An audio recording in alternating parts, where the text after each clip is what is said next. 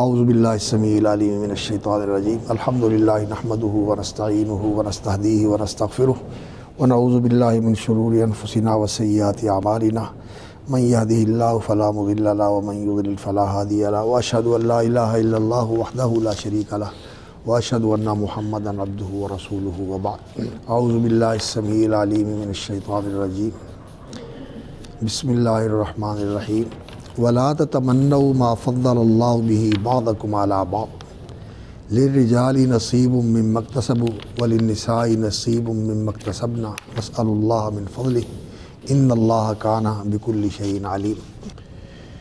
یہ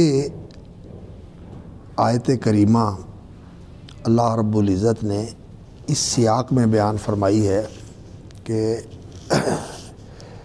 عورتوں کے حقوق بیان فرمائے، وراثت کے اندر جو مختلف احوال ہیں انسان کے، ان کے لحاظ سے ان کے حقوق اور ان کی وراثت اللہ رب العزت نے متعین فرمائی۔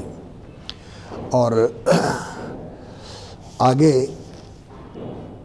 ایک آیت جو ہے اس سلسلے میں آ رہی ہے، اس کی تمہید کے طور پر، اور یہ کہ عورتوں کو مردوں کی نسبت وراثت میں سے تھوڑا حصہ دیا گیا ہے، اور زندگی کا نظام چلانے کے لیے مرد کو بالادستی دی گئی ہے، برتری دی گئی ہے کہ اسے قوام بنایا گیا ہے۔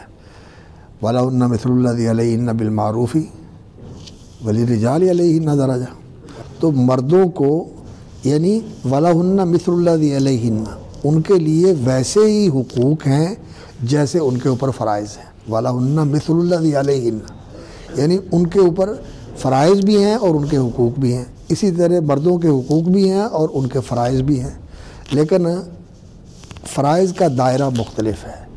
عورت کے لیے گھر کے اندر کی فرائض اور ذمہ داریاں زیادہ ہیں، خاص طور پر بچے کا حمل کا مرحلہ، پھر اس کے وضع کا مرحلہ، حملتہ امہ کرہا ووضعتہ کرہا، اور پھر اس کی حضانت کا مسئلہ، وحملہ وفصالہ 30 شہرا، اور پھر دودھ پلانے کے بعد بھی 5-6 سال تک بچے کی زیادہ ذمہ داری ماں کے اوپر ہوتی ہے۔ تو گھر کے اندر گھر کو پرسکون رکھنا اور خانہ داری کے جو امور ہیں ان کو بہتر طریقے سے سر انجام دینا، یہ عورت کی ذمہ داریاں ہیں، اور اس کا حق بھی یہ ہے کہ اس کی دلداری کی جائے، اس کا احترام کیا جائے، اس کے جذبات کا لحاظ رکھا جائے، اور اس کی جذباتیت کا بھی لحاظ کیا جائے، اور اس کے ساتھ درستی والا اور سختی والا معاملہ نہ کیا جائے، بلکہ درگزر والا معاملہ کیا جائے اور احسان کرنے کا معاملہ کیا جائے۔ نبی صلی اللہ علیہ وسلم نے فرمایا کہ خیارکم خیارکم لنسائہم، تم میں بہتر وہ ہوتے ہیں جو اپنے گھر کی عورتوں کے لیے بہتر ہو، ماں، بہن، بیٹی، بیوی، خالہ، پھوپھی، جو بھی گھر کی عورتیں ہیں ان کے لیے انسان بہتر ہو۔ وَخَيْرُكُمْ خَيْرُكُمْ لِأَهْلِهِ وَأَنَا خَيْرُكُمْ لِأَهْلِي، اور اہل انسان کا جو ہے وہ بیوی اور اس کی بچے اور اس کی بہویں، یہ انسان کا اہل ہوتا ہے، ان کے لیے بھی انسان بہتر ہو۔ وعلیکم السلام ورحمۃ اللہ۔ تو یہ جو ہے نبی صلی اللہ علیہ وسلم نے تعلیم دی ہے، اور اس تعلیم کا یہی تقاضا ہے کہ انسان جو ہے وہ اپنی ذمہ داریوں کے بارے میں زیادہ حساس ہو اور اس کی زیادہ فکر کرے۔ تو اللہ رب العزت نے یہ جو آیت ہے، جہاں مختلف روایات کے اندر مذکور ہے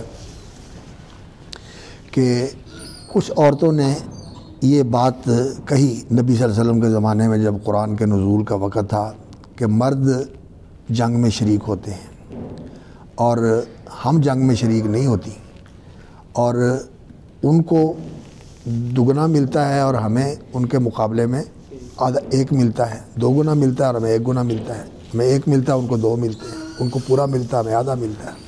تو یہ چیز ان کے ذہن میں آئی اور اس کا اظہار بھی ہوا، اس طرح کا بھی اظہار ہوا کہ عورتوں نے یہ کہا کہ مردوں کو وراثت میں زیادہ دیا گیا ہے، کہ اسبا جو ہوتے ہیں اس میں بھی ان کا حصہ زیادہ ہے، بیٹے بیٹیوں کے اندر بھی ان کا حصہ زیادہ ہے، ہمارا حصہ جو ہے وہ ان سے کم ہے۔ حالانکہ ہمیں زیادہ ضرورت ہے، ہماری احتیاج زیادہ ہے کیونکہ ہم کمزور ہوتی ہیں. تو اس طرح کی سوچ بھی لوگوں کے ذہن میں پائی جاتی تھی. اس وقت خواتین کی طرف سے اس کا اظہار ہوا. تو اسی طرح یہ بھی نقل کیا گیا ہے کہ کچھ مردوں نے بھی اس طرح کا اظہار کیا کہ دنیا کے اندر ہمیں عورتوں کے اوپر فضیلت دی گئی ہے، وَلِلرِّجَالِ عَلَيْهِنَّ دَرَجَةٌ، اور ہمیں استحقاق بھی زیادہ بخشا گیا ہے کہ وراثت کے اندر ہمارا حق بڑھ کر ہے. تو قیامت کے بعد جب جنت میں جائیں گے تو تب بھی ہماری برتری قائم ہوگی اور ہمیں زیادہ اونچا اور زیادہ اعلیٰ اور عرفہ مقام دیا جائے گا. مردوں نے بھی اس طرح کی باتیں کی. یہ روایات جو ہیں وہ تفسیری طور پر نقل کی جاتی ہیں کہ یہ پس منظر تھا اور اس طرح کے حالات تھے اور اس طرح کی سوچ فکر لوگوں کے اندر موجود تھی جن کی اصلاح کے لیے یہ آیت نازل ہوئی. اور اس میں یہ ضروری نہیں ہوتا کہ اس کے اندر جو ہے نا کسی نے یہ کہا، کسی نے یہ کہا، کسی نے یہ کہا اور آدمی یہ سمجھے کہ یہ تعارض اور تضاد ہے. نہیں، یہ ساری چیزیں ہوتی ہیں، یہ بھی ہے، یہ بھی ہے، یہ بھی ہے، اور مختلف جہاد سے اور مختلف افراد سے کسی طرح کا اظہار ہوا. ان سب کے ازالے کے لیے اور ان کی اصلاح کے لیے اللہ رب العزت کی طرف سے پھر رہنمائی نازل ہوتی ہے. اور اسی طرح اس دور میں بھی شاید یہ بات ہوگی، لیکن آج کے دور میں تو یہ بات بہت زیادہ بڑھ رہی ہے کہ عورتوں کو یہ احساس دلایا گیا کہ تم معاشرے میں اگر کمزور بن کر اور محتاج بن کر رہو گی تو یہ تمہارے مقام اور مرتبے کے شایع نشان نہیں ہے. تم مرد کی برابری کرو، مرد کی برابری کرو، اور تم کہو کہ ہمارے اور مردوں کے درمیان کوئی فرق نہیں ہے، اور جو مرد کرتے ہیں ہم بھی کریں گے بلکہ اس سے بہتر کریں گے ہم. تو عورتوں کے ذہن میں یہ بات ڈالی گئی اور یہ شیطانی فکر ہے، یہ شیطانی فکر ہے. اللہ رب العزت نے تو یہ فرمایا وَلَيْسَ الذَّكَرُ كَالْأُنثَىٰ، وَلَيْسَ الذَّكَرُ كَالْأُنثَىٰ، اور اس کا عکس بھی صحیح ہے وَلَيْسَتِ الْأُنثَىٰ كَالذَّكَرِ، یعنی دونوں ایک جیسے نہیں ہیں. اللہ رب العزت نے جو جسمانی فرق رکھا ہوا ہے تو اس فرق کے ساتھ اللہ رب العزت نے ذہنی اور عقلی اور فکری بھی اللہ رب العزت نے فرق رکھا ہوا ہے. رسول اکرم صلی اللہ علیہ وسلم نے بھی اس کا اظہار فرمایا ناقصات عقل و دین، عقل کے اندر بھی کمی ہے اور دین کے اندر بھی کمی ہے. یعنی دین کے اندر بھی وہ درجہ جو ہے وہ ان کے لیے حاصل کرنا مشکل ہوتا ہے جو مردوں کے لیے آسان ہوتا ہے کہ وہ وہاں تک پہنچ سکتے ہیں، کیونکہ مردوں کو اللہ رب العزت نے قوت زیادہ دی ہے. حدیث میں آتا ہے کہ مردوں میں سے بہت زیادہ کامل ہوئے ہیں، لیکن عورتوں میں سے جو کامل ہوئی ہیں وہ تھوڑی ہیں. ان میں سے مریم صدیقہ ہے، آسیہ بنت مزاحم فرعون کی بیوی ہے، حضرت خدیجہ ہے. تو اس طرح تھوڑی عورتیں جو ہیں نا وہ اس درجہ کمال تک پہنچی ہیں جو عورتوں کے لیے کمال کا درجہ ہے، اس لیے کہ ان کے اندر وہ صلاحیت نہیں ہوتی عقلی بھی اور عملی بھی، اور عقلی اور فکری بھی اور عملی بھی وہ صلاحیت نہیں ہوتی جو مردوں کے اندر ہے. اور کچھ جذباتیت ہوتی ہے، اس جذباتیت سے وہ مغلوب ہو جاتی ہیں. تو رسول اکرم صلی اللہ علیہ وسلم نے فرمایا کہ اطلاعت علی الجنت فرأیت اکثر اہلہا الفقراء، جنت کے اندر زیادہ فقیر لوگ گئے، نادار لوگ گئے، اس لیے کہ مال جو ہے نا اس کے اثرات ہوتے ہیں جب انسان وسعت اور فراوانی کے اندر زندگی گزارتا ہے نا تو ان الانسان لیطغی ان رآہ استغنی، اور امرنا مترفیہا ففسقوا فیہا، اللہ کی طرف سے امر نہیں ہوتا. یہاں معاملہ یہ ہے کہ امرنا مترفیہ فسقوا فیہا، حالات ایسے پیدا ہو جاتے ہیں، یہ امر تکوینی ہے، یعنی ایسا ہوتا ہے، اللہ تعالیٰ کا نظام ایسے ہے کہ جب انسان کے پاس مال کی وسعت اور بہتات ہوتی ہے تو انسان کے اندر فسق و فجور آ جاتا ہے، فسق و فجور آ جاتا ہے. تو کیا کہتے ہیں خدا حسن جب دیتا ہے نزاکت آ ہی جاتی ہے. تو یہ چیزیں جو ہیں نا اس کے ساتھ ہوتی ہیں. دیکھتے ہیں اسلامی معاشرے کے اندر جب صحابہ کے اندر فقر تھا تو اس وقت نیکی تقوی زیادہ تھا. جب دولت آئی تو خرابیاں آ گئیں. تو نبی صلی اللہ علیہ وسلم نے کیا فرمایا؟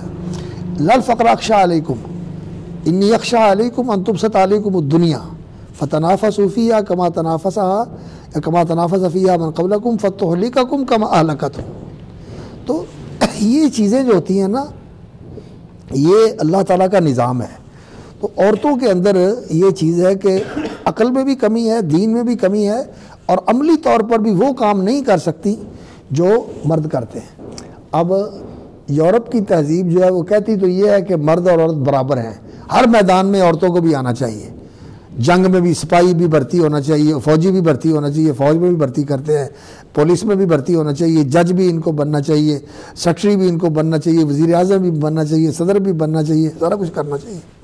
اور ساری جتنے بھی معاشرے کی خدمات ہیں ان کے اندر ان کو لے کے آنا چاہیے. اس کا نتیجہ یہ نکلا ہے کہ ایک تو عورت کو تحفظ نہیں رہا.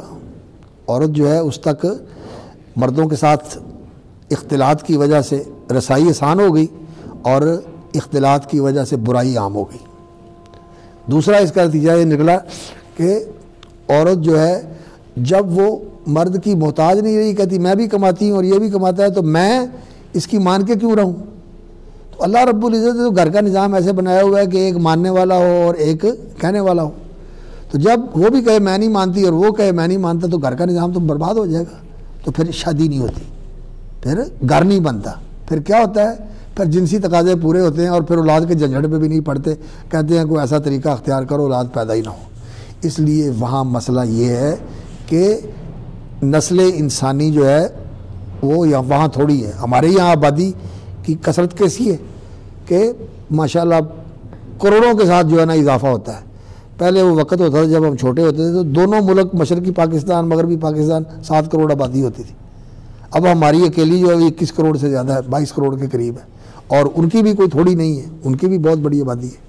تو ہمارے یہاں آبادی زیادہ ہے اور وہاں یہ صورتحال نہیں ہے. وہاں وہ چاہتے ہیں کہ یہاں کے لوگ وہاں جا کے کام کریں، اسی لیے وہ شہریت دیتے ہیں، اسی لیے یہاں کے لوگوں کو وہاں جابز دیتے ہیں اور اس کے بعد ان کو وہاں کی شہریت دے دیتے ہیں. وہاں اس طرح جو ہے نا وہ اولاد پیدا نہیں ہوتی، اور جو ہوتی بھی ہے وہ گھر کے ماحول میں پیدا نہیں ہوتی، وہ بھی پیدا کر کے اسپتالوں کو دے دیتے ہیں، اسپتالوں کو دے دیتے ہیں. تو خاندانی نظام وہاں تباہ ہو گیا. اور بچوں کی پرورش کا بھی اب حکومت کے اوپر ذمہ داری ہے کہ وہ ان کی پرورش کرے.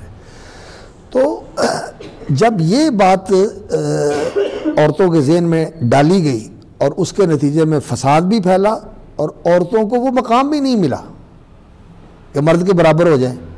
ہوتا کیا ہے، جب تک اس کے اندر کشش رہتی ہے تو اس کے چاہنے والے بہت ہوتے ہیں، اور جب وہ بوڑھی ہو جاتی ہے اور کشش ختم ہو جاتی ہے تو پھر کوئی اس کو پوچھنے والا بھی نہیں ہوتا. پھر وہ پوچھنے والا بھی نہیں ہوتا، اس کو کوئی دیکھنے والا بھی نہیں ہوتا، کوئی اس کی کیئر کرے. اولاد تو تھی نہیں یا تھی تو اس کو پالا نہیں، اس کے ساتھ تعلق نہیں رکھا، تو وہ بھی بس فون کے اوپر ہیلو ہائی کے لیے، اور مدر ڈے آ گیا اور فادر ڈے آ گیا تو انہوں نے کارڈ بھیج دیا کہ چلو جی میں آپ کے لیے نا ویری گڈ وشز، میں آپ کو وش کرتا ہوں. بس وش کرنے والا، شکل دیکھنے کو ترستے بوڑھے ماں باپ کہ میرا بیٹا جو ہے یا میری بیٹی آ کے مجھے شکل ہی دکھا دے، لیکن ان کے پاس ٹائم نہیں. اور مر جاتے ہیں تو پھر بھی یہ صورتحال ہے، اللہ معاف کرے، کہ وہ کہتے ہیں کہ پیسے لے لو اور ان کے یہ جو سارے انتظامات ہیں کر کے ان کو دفن کر دو، ہم پیسے ادا کر دیں گے، ہمارے پاس ٹائم نہیں ہے کہ ہم آ کے اس میں شریک ہو سکیں. ایسی صورتحال، یعنی خاندانی نظام تباہ ہو جاتا ہے. تو یہاں عورتوں کے اندر یہ ہے کہ ہم مردوں کے برابر ہیں، بلکہ ان سے آگے ہیں، ان سے بڑھ کر ہیں، اور ہم زیادہ نمبر لے لیتی ہیں، ہم زیادہ مہارت کے ساتھ کام کر لیتی ہیں، اور ہمارے اندر زیادہ قابلیت ہے اس کام کے کرنے کی، اس کام کرنے. ٹھیک ہے، تربیت کے معاملے میں، تعلیم کے معاملے میں، اور تزئین و آرائش کے معاملے میں، آرٹ کے معاملے میں عورتوں کے اندر اللہ رب العزت نے یہ ایک خصوصیت رکھی ہوئی ہے کہ ان کا ذہن اس میں زیادہ سوچتا ہے. گھر کو سنوارنا کیسے ہے، اس کو خوبصورت بنانا کیسے ہے. اوام یونشأ فی الحلیۃ وہو فی الخصام غیر مبین.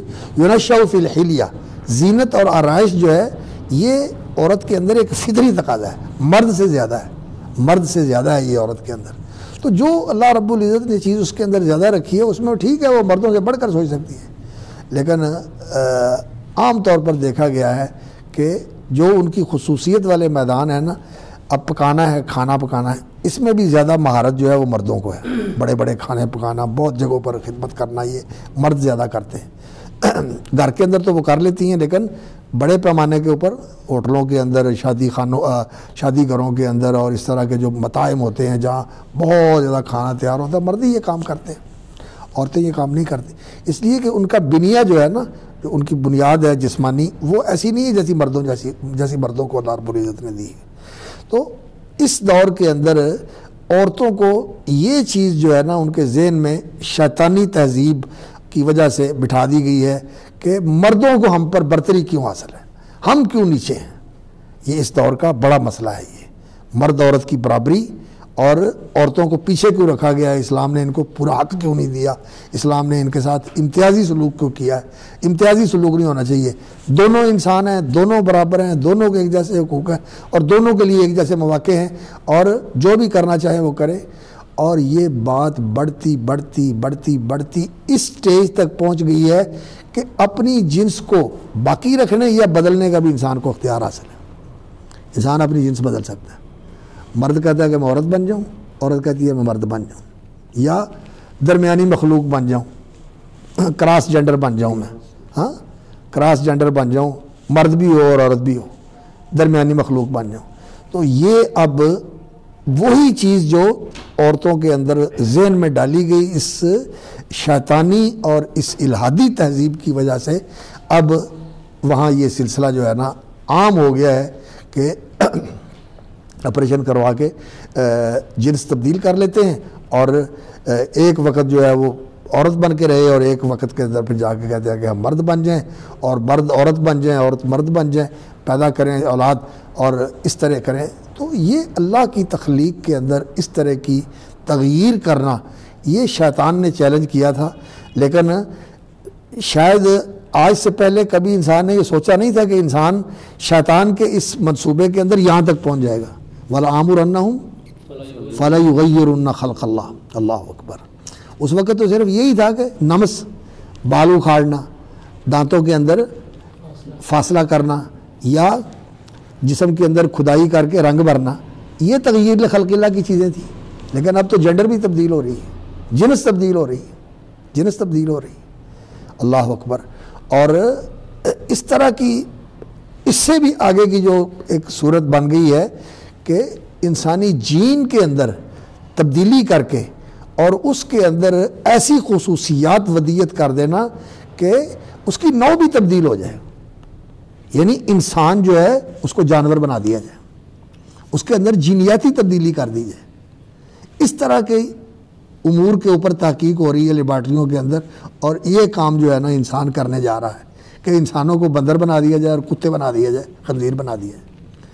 لا الہ الا اللہ۔ تو یہ سلسلہ جب بڑھتا ہے تو یہاں تک یہ بات پہنچ جاتی ہے جیسے آج ہم دیکھ رہے ہیں۔ تو اللہ رب العزت نے ان آنے والے وقتوں کے لیے بھی اور اس وقت کی سوچ کے لیے بھی یہ آیت جو ہے نا اللہ رب العزت نے نازل فرمائی، وَلَا تَتَمَنَّوْا مَا فَضَّلَ اللَّهُ بِهِ بَعْضَكُمْ عَلَىٰ بَعْضٍ لِلرِّجَالِ نَصِيبٌ مِّمَّا اكْتَسَبُوا وَلِلنِّسَاءِ نَصِيبٌ مِّمَّا اكْتَسَبْنَا وَاسْأَلُوا اللَّهَ مِن فَضْلِهِ إِنَّ اللَّهَ كَانَ بِكُلِّ شَيْءٍ عَلِيمًا۔ اور پیچھے سورہ آل عمران میں گزرا ہے، فَاسْتَجَابَ لَهُمْ رَبُّهُمْ أَنِّي لَا أُضِيعُ عَمَلَ عَامِلٍ مِّنكُم مِّن ذَكَرٍ أَوْ أُنثَىٰ بَعْضُكُم مِّن بَعْضٍ۔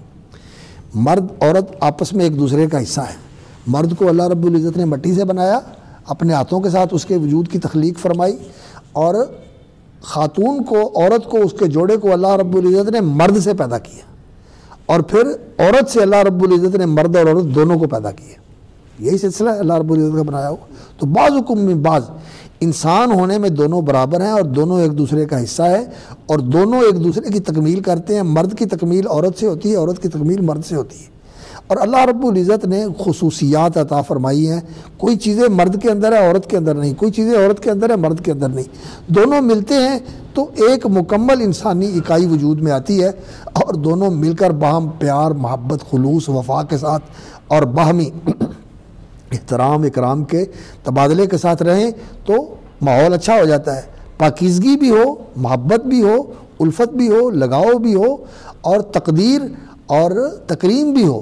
یعنی جو قدر جو کسی کی صلاحیت ہے اس کی قدر کی جائے اور اس کی تکریم کی جائے، اس کا اعتراف کیا جائے اور اس پر اس کے ساتھ احسان والا معاملہ کیا جائے. یہ چیزیں اللہ رب العزت نے اس تخلیق کی جو ہے نا اللہ رب العزت نے سنت بنائی ہوئی ہے کہ انسان اس طریقے کے اوپر چلے. لیکن انسان جو ہے وہ شیطان کے پیچھے لگتا ہے، جیسا کہ اس نے کہا تھا وَلَأُضِلَّنَّهُمْ وَلَأُمَنِّيَنَّهُمْ وَلَآمُرَنَّهُمْ فَلَيُبَتِّكُنَّ آذَانَ الْأَنْعَامِ. شرک کے اوپر لگاؤں گا، دیا تو نے ہے لیکن یہ دوسروں کے نام پہ اسے مخصوص کر کے اسی صورت میں آ رہا ہے. فَلَيُبَتِّكُنَّ آذَانَ الْأَنْعَامِ وَلَآمُرَنَّهُمْ فَلَيُغَيِّرُنَّ خَلْقَ اللَّهِ. میں ان کو کہوں گا اور یہ تیری تخلیق کو بدلیں گے، یعنی یہ جو تو نے ان کے لیے سنت بنائی ہوئی ہے یہ اس سنت کو بھی چیلنج کریں گے اور اس کو بدلنے کی کوشش کریں گے. تو یہ تباہی کا راستہ ہوتا ہے. قومیں اس طرح تباہی کی طرف جاتی ہیں اور یہ تہذیب بھی یہ تہذیب آپ اپنے خنجر سے خودکشی کرے گی. جو شاخ نازک پہ آشیانہ بنے گا ناپائیدار ہوگا. شاخ نازک پہ جو آشیانہ بنتا ہے نا وہ ناپائیدار ہوتا ہے، وہ ناپائیدار ہوتا ہے، پائیدار نہیں ہوتا. یہ تہذیب آپ اپنے خنجر سے خودکشی کرے گی. یہ تہذیب جو ہے یورپ کی، یہ اپنے خنجر سے خودکشی کرے گی. یہ اپنی تباہی کا سامان کر رہی ہے، یہ اپنی تباہی اور بربادی کا سامان کر رہی ہے. اور یہ کوئی نئی چیز نہیں ہے. پہلے جو تہذیبیں برباد ہوئی ہیں، اب ہڑپا اور موہنجو داڑو اور ٹیکسلا اور گندھارا کی تہذیب جو برباد ہوئی ہے، تو اپنے زمانے میں وہ امر ہوا، اکثر مما امر ہوا. تو اب ہم سمجھتے ہیں کہ ہم وہاں تک پہنچ گئے ہیں جہاں تک پہلے نہیں پہنچے تھے. پہلوں نے بھی اپنے میدان میں بڑی پیش رفت کی اور بہت کچھ انہوں نے کیا، لیکن وہ برباد ہو گئے اور ان کے اب کھنڈر موجود ہیں، کھدائی کے اندر ملتے ہیں. جو مصر کی تہذیب تھی، جو بابل کی تہذیب تھی، جو یونان کی تہذیب تھی، کتنی بڑی تہذیب تھی، ختم ہو گئی. تو یہ جو آج یورپ کی تہذیب ہے یہ اپنی تباہی کی طرف بڑھ رہی ہے. اور ہمارا یہ فرض بنتا ہے بحیثیت مسلمان کے کہ ہم انسانیت کو اس تباہی کی طرف جانے سے بچائیں اور انہیں اللہ کی طرف لے کے آئیں. جیسا کہ رسول اکرم صلی اللہ علیہ وسلم کی بعثت ہوئی تھی تو اس وقت بھی انسانیت تباہی کی طرف جا رہی تھی. تو اللہ تعالیٰ نے اس انسانیت کے اوپر رحم کرتے ہوئے رحمت للعالمین صلی اللہ علیہ وسلم کو مبعوث فرمایا. تو انہوں نے پھر وہ دعوت پیش کی جو سلامتی کی دعوت ہے، جو امن کی دعوت ہے، جو احسان کی دعوت ہے، جو وہ دعوت ہے جس کے ساتھ اللہ رب العزت کی رحمتیں اور برکتیں انسانیت کو حاصل ہوتی ہیں. اور بڑا اس کا ظہور ہوا، آج تک ہم دیکھ رہے ہیں. اور اب جو دوسری طرف جا رہے ہیں انسانی معاشرہ اور اسلامی معاشروں کو بھی وہ اپنے ساتھ شامل کرنا چاہتے ہیں. جیسا کہ ہم دیکھ رہے ہیں کہ ہمارے ملکوں کے اندر، ہمارے ملک کے اندر، اسی طرح عرب ملکوں کے اندر، اسی طرح دوسرے مسلمان ملکوں کے اندر آہستہ آہستہ اس تہذیب کو مسلط کیا جا رہا ہے. تو یہ چیز جو ہے نا یہ ساری اللہ رب العزت نے سامنے رکھتے ہوئے یہ آیت جو ہے اور اس طرح کی دیگر آیات قرآن مجید میں نازل فرمائی ہے کیونکہ قرآن رہنما ہے. ان ھذا القرآن یہدی للتی ہی اقوم.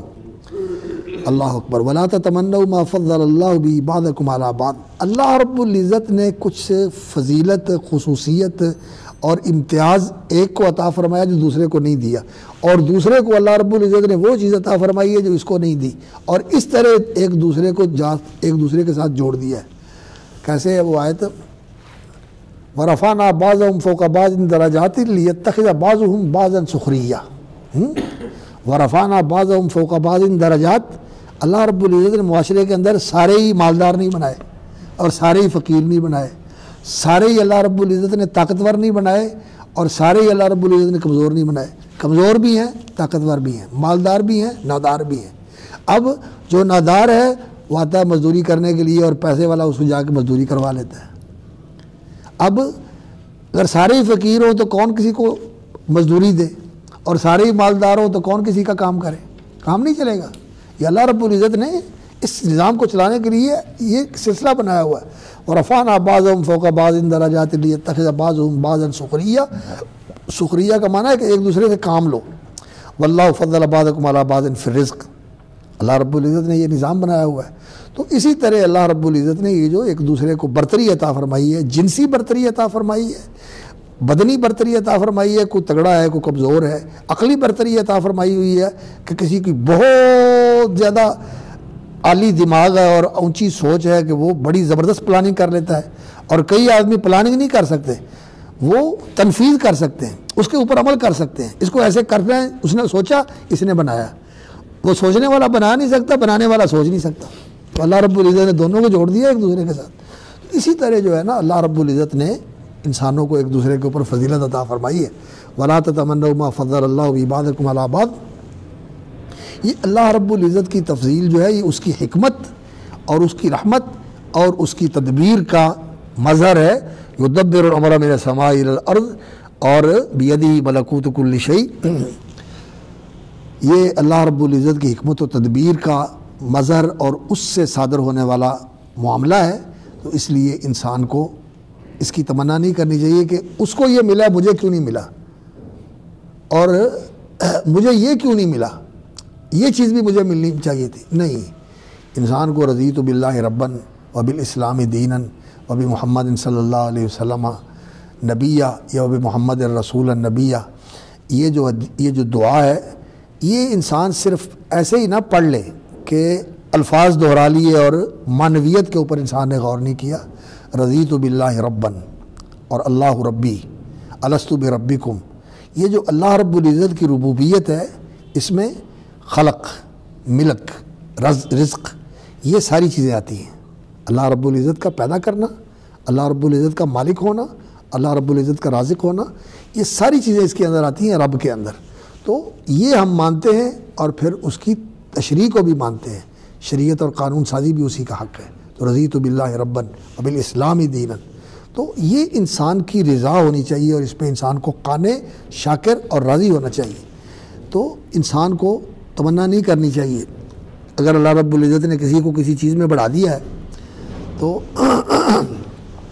طالب علموں میں بھی ایسے ہوتے ہیں، کوئی زیادہ ذہین ہے، کوئی درمیانے درجے کا، کوئی ذرا کمزور درجے کا ہے.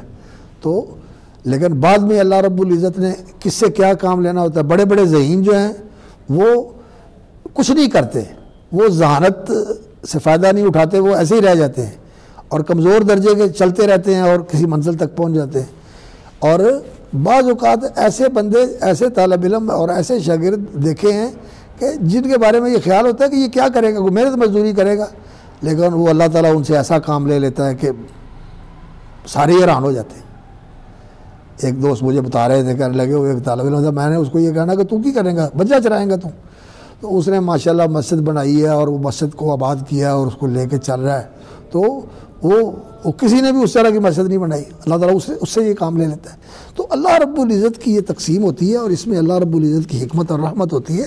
اس لیے نہ کسی کو کسی کے اوپر حسد کرنا چاہیے اور نہ کسی کو کمتر سمجھنا چاہیے. کوئی کمتر نہیں ہے اور کوئی برتر نہیں ہے. اپنے اپنے میدان میں انسان کو آگے بڑھنے کی کوشش کرنی چاہیے. تو مردوں کو عورتوں پر حسد نہیں کرنا چاہیے، عورتوں کو مردوں پر حسد نہیں کرنا چاہیے. اور اللہ رب العزت نے جو ان کو خصوصیات عطا فرمائی ہیں اس پر شکر کر کے ان کے مطابق کام کرنے کی کوشش کرنی چاہیے. ان کو جو اللہ تعالیٰ نے اولاد پیدا کرنے کا، اولاد کی تربیت کا، اولاد کو پروان چڑھانے کا، یہ جو اتنا بڑا اللہ رب العزت نے کام ان کے سپرد کیا ہوا ہے، اس کی وجہ سے ان کو بڑا درجہ ملنے والا ہے. وَلِلرِّجَالِ نَصِيبٌ مِّمَّا اكْتَسَبُوا وَلِلنِّسَاءِ نَصِيبٌ مِّمَّا اكْتَسَبْنَ. مردوں کو اس میں سے ملے گا جو اللہ رب العزت نے ان کے لیے لکھا ہوا ہے، مال و دولت بھی اور اجر و ثواب بھی، اور جو ان کے ساتھ مخصوص اعمال ہیں، جہاد ہے اور گھر کے باہر کے کاروبار ہیں، کسب کے اور تجارت کے اور دیگر صنعت وغیرہ کے، حرفت کے، زراعت کے، یہ سارے کام جو ہے نا مردوں نے کرنے ہوتے ہیں. تو ان کے لیے اس میں سے حصہ ہے نصیب مما اکتسبوا. تو اس پر ان کو قانع رہنا چاہیے اور اللہ رب العزت کا شکر ادا کرنا چاہیے. وللنساء نصیب مما اکتسبنا، فرما برداری کرنا، اولاد کی پرورش کرنا، اپنی عفت و عصمت کی حفاظت کرنا، اور اسی طرح وہ عبادات، نماز ہے، روزہ ہے اور مال کی زکوٰۃ ہے، اور اسی طرح اللہ تعالیٰ نے اگر موقع دیا ہے تو حج کر لیں. تو عورتوں نے کہا کہ ہم جہاد نہیں کرتی، مرد جہاد کرتے ہیں. تو نبی صلی اللہ علیہ وسلم نے فرمایا تمہارے لیے حج جو ہے نا یہ جہاد کے برابر ہے، تم حج کر لو، عمرہ کر لو، یہی تمہارا جہاد ہے. مشقت ہوتی ہے بہت زیادہ اس کے اندر، تو یہ ان کے لیے جہاد کے قائم مقام ہو جاتا ہے. وَاسْأَلُوا اللَّهَ مِن فَضْلِهِ، اور اللہ رب العزت سے اس کا فضل مانگو. تو ایک دوسرے پر حسد کرنے کی بجائے اور ایک دوسرے سے یہ خواہش کرنے کی بجائے کہ اس کے پاس نہ رہے یہ مجھے مل جائے، یا اس کو حاصل کیوں ہوا ہے، نہیں ملنا چاہیے تھا. اللہ رب العزت سے انسان مانگے. اللہ رب العزت کے خزانے بڑے وسیع ہیں. جو چیز انسان سمجھتا ہے کہ یہ میرے لیے مناسب ہے اور مجھے ملنی چاہیے، اس کی اللہ رب العزت سے دعا کرے. تو اللہ رب العزت ہر چیز کو جاننے والے ہیں کہ کس کے لیے کیا بہتر ہے. زمخشری ہیں، انہوں نے اس آیت کی تفسیر کی ہے. اس کی تفسیر بعض اوقات بڑی اچھی ہوتی ہے. کہتے ہیں وَلَا تَتَمَنَّوْا نُهُ عَنِ التَّحَاسُدِ وَعَنْ تَمَنِّي مَا فَضَّلَ اللَّهُ بِهِ بَعْضَ النَّاسِ عَلَىٰ بَعْضٍ مِنَ الْجَاهِ وَالْمَالِ. لوگوں کو آپس میں حسد کرنے سے منع کیا. تو زمخشری فرماتے ہیں نُهُ عَنِ التَّحَاسُدِ وَعَنْ تَمَنِّي مَا فَضَّلَ اللَّهُ بِهِ بَعْضَ النَّاسِ عَلَىٰ بَعْضٍ مِنَ الْجَاهِ وَالْمَالِ. جاہ و منزلت، اقتدار و منصب، یہ جو اللہ رب العزت نے کسی کو عطا کیا وہ یہ امتحان ہے. یہ بعض اوقات انسان کو ملتا ہے تو انسان اس کے تقاضے نہیں پورے کر پاتا، اور اسی طرح مال و دولت بھی ہے. اور انسان کا دنیا کے اندر جو مقسوم ہے وہ بڑھ جائے. لِأَنَّ ذَلِكَ التَّفْضِيلَ قِسْمَةٌ مِّنَ اللَّهِ صَادِرَةٌ عَنْ حِكْمَةٍ وَتَدْبِيرٍ وَعِلْمٍ بِأَحْوَالِ الْعِبَادِ. بندے کی صلاحیت کتنی ہے اور اس بندے کے لیے کیا زیادہ مناسب ہے، اللہ تعالیٰ بہتر سمجھتے ہیں. وَبِمَا يُصْلِحُ الْمَقْسُومَ لَهُ مِنْ بَسْطٍ فِي الرِّزْقِ أَوْ قَبْضٍ. اس مقسوم لہو بندے کے لیے کیا چیز مناسب ہے، بسط مناسب ہے یا قبض مناسب ہے، کشادگی مناسب ہے یا پورا سورا مناسب ہے، اس کے لیے اللہ بہتر جانتے ہیں. تو جو اللہ نے کیا ہے رضیت باللہ ربًا، اس پہ راضی ہونا چاہیے. وَلَوْ بَسَطَ اللَّهُ الرِّزْقَ لِعِبَادِهِ لَبَغَوْا فِي الْأَرْضِ فَعَلَىٰ كُلِّ أَحَدٍ أَن يَرْضَىٰ بِمَا قُسِمَ لَهُ یا بِمَا قَسَمَ لَهُ. جو اللہ نے اس کے لیے تقسیم کیا، عِلْمًا بِأَنَّ مَا قَسَمَ لَهُ وَمَصْلَحَتُهُ، جو اللہ نے تقسیم کیا اسی میں میری مصلحت ہے. وَلَوْ كَانَ خِلَافُهُ لَكَانَ مَفْسَدَةً لَهُ، اور اگر ایسے نہ ہوتا تو میرے لیے یہ خرابی کا باعث بنتا. وَلَا يَحْسُدَ أَخَاهُ عَلَىٰ حَظِّهِ، جو بھائی کو ملا اس پر حسد نہ کرے. لِلرِّجَالِ نَصِيبٌ مِّمَّا اكْتَسَبُوا جَعَلَ مَا قَسَمَ لِكُلٍّ مِّنَ الرِّجَالِ وَالنِّسَاءِ عَلَىٰ حَسْبِ مَا عَرَفَ اللَّهُ مِنْ حَالِهِ الْمُوجِبَةِ لِلْبَسْطِ أَوِ الْقَبْضِ قَسْبًا لَهُ. تو مِمَّا اكْتَسَبُوا، اللہ رب العزت نے ما قسم لِكُلٍّ مِّنَ الرِّجَالِ وَالنِّسَاءِ عَلَىٰ حَسَبِ مَا عَرَفَ اللَّهُ مِنْ حَالِهِ. اللہ رب العزت نے جو بندوں کو تقسیم کر کے دیا ہے، جو ان کے لیے اللہ رب العزت نے کشادگی اور وسعت اور فراوانی یا محدود اور ضرورت کے مطابق، گزارے مطابق جو اس کے لیے کیا ہے، اس کو اللہ رب العزت نے اس کا کسب قرار دیا ہے. یعنی یہ اللہ کی عطا جو ہے یہ بندے کا کسب ہے، یعنی اللہ نے دیا اور بندے نے کمایا. تو اللہ ہی دینے والا ہے، اللہ ہی عطا کرنے والا ہے، اور اللہ رب العزت کی طرف سے ہی ہوتا ہے یہ. تو اللہ کی فعل کو اللہ رب العزت نے بندے کا کسب قرار دیا. مقصد جو انہوں نے حاصل کیا ہے، یعنی جو اللہ نے دیا ہے اور انہوں نے حاصل کیا ہے. باقی بندہ اس کا پیدا کرنے والا نہیں ہے، بندہ اس کو وجود میں لانے والا نہیں ہے. پیدا کرنے والا، عطا کرنے والا، قسمت تقسیم کرنے والا، یہ سب اللہ رب العزت کے ہاتھ میں ہے. سارا کچھ اللہ کے ہاتھ میں ہے. وَاسْأَلُوا اللَّهَ مِنْ فَضْلِهِ وَلَا تَتَمَنَّوْا عَنْ صِبَاغِ غَيْرِكُمْ مِنَ الْفَضْلِ وَلَكِنْ اسْأَلُوا اللَّهَ مِنْ خَزَائِنِهِ الَّتِي لَا تَنْفَدُ. وَقِيلَ كَانَ الرِّجَالُ قَالُوا إِنَّ اللَّهَ فَضَّلَنَا عَلَى النِّسَاءِ فِي الدُّنْيَا. تو وہی آگے پھر وہ جو روایتیں ہیں ان کو انہوں نے خلاصے کے طور پر ذکر کر دیا ہے. تو یہ جو آج کل کے مفسرین ہیں انہوں نے بھی اس آیت کے اوپر تفصیل کے ساتھ لکھا ہے، اور پہلے حضرات نے بھی لکھا ہے. تو اصل اس کا مقصد یہی ہے کہ انسان کو اللہ رب العزت کی تقسیم اور تخلیق کے اوپر راضی رہنا چاہیے، اور جو کچھ اللہ کے ہاتھ پہ ہے، اللہ کے پاس ہے، اللہ سے مانگنا چاہیے. اس کے اوپر پریشان بھی نہیں ہونا چاہیے، اور حسد اور ان جھوٹی تمناؤں اور آرزوؤں کے اندر بھی انسان کو مبتلا نہیں ہونا چاہیے. حدیث میں آتا ہے کہ قد افلح من اسلم ورزق کفافا وقنعہ اللہ بما آتاہ. قد افلح من اسلم، کامیاب ہے وہ شخص جو مسلمان ہو گیا. وقنعہ ورزق کفافا، اور اسے ضرورت کا رزق مل گیا، اس کی ضرورت پوری ہو گئی. وقنعہ اللہ بما آتاہ، اور جو اللہ رب العزت نے اسے دیا اس پر اس کو قناعت نصیب ہو گئی، قانع ہو گیا، اس کے اوپر پریشان نہ ہو، راضی رہے. تو یہ قناعت جو ہے یہ بہت بڑی دولت ہے.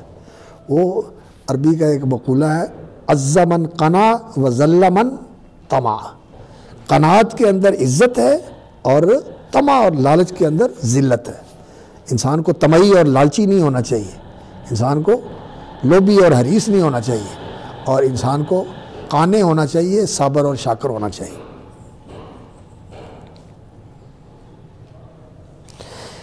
احکام کے ضمن میں اس طرح کی آیات، یہ حکمت ہے، یہ حکمت کی آیت ہے جو زندگی کے اندر بہت سارے معاملات کو سلجھانے والی ہوتی، یہ انسان کی سوچ بنانے والی، انسان کو لیول پہ رکھنے والی، اور انسان کے لیے ایسا سامان فراہم کرنے والی جس سے انسان کی زندگی کے اندر صحیح سکون اور اطمینان آتا ہے، وگرنہ ہر وقت انسان بے چین اور بے قرار ہی رہتا ہے۔